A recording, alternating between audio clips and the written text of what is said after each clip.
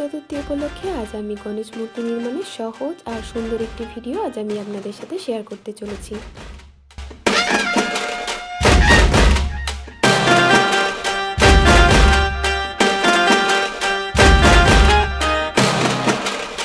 গণেশ মূর্তি নির্মাণের জন্য প্রথমেই গণেশ ঠাকুরের মুখটাকে তৈরি করে নিতে হবে।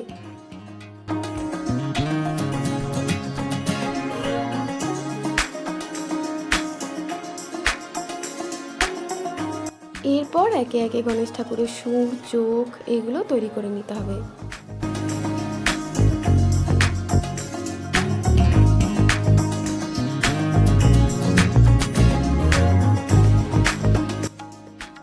গণেশ ঠাকুরের চোখটা তৈরি করে নেওয়ার জন্য আমি এখানে সাদা ক্লেটাকে প্রথমে ওয়াটার ড্রপে শেপ করে নিয়ে তারপর তার দুধারে এরকম সুচালো মতো করে নিলেই চোখের শেপটা এসে যাবে।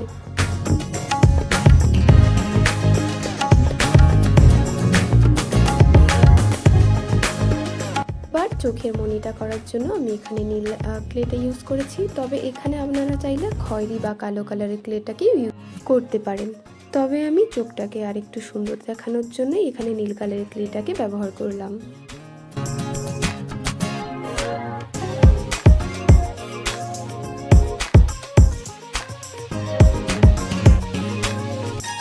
এবার ফুলটা তৈরি করে চোখের উপরটায় বসিয়ে দিলাম আর চোখটাকে একটু হাইলাইট করার জন্য ফেব্রিক কালারটা এভাবে করে দিয়ে দিলাম।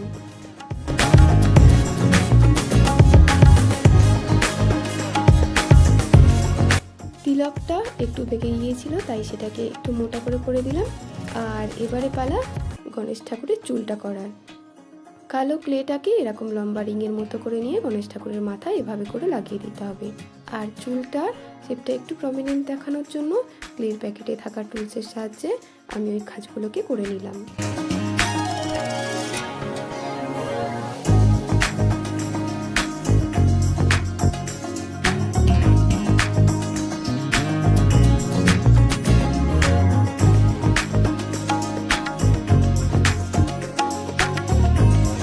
এবার গোলাপি কালারের ক্লেটাকে দিয়ে গণেশ ঠাকুরের কানটাকে তৈরি করে নেব। দেখতে থাকুন কিভাবে কানটা তৈরি করলাম।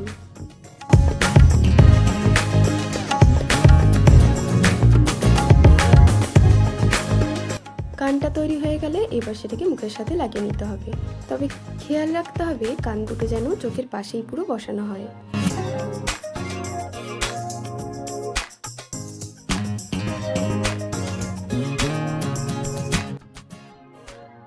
এবার সাদা ক্লেটাকে দিয়ে গজানোর গজ অর্থাৎ দাঁতটাকে তৈরি করে নিতে হবে।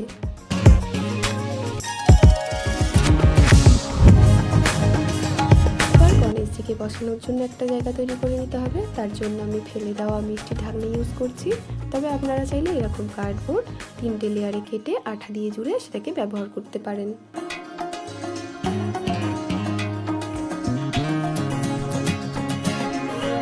নীল ক্লেটাকে ভালো করে মেখে এভাবে করে মিষ্টি ঢাকনাটার উপর ভালো করে বসিয়ে দিলাম। বসার জায়গাটা কমপ্লিট হয়ে গেছে। এবার গণেশ ঠাকুরের ধূর্তিটা তৈরি করে নেব।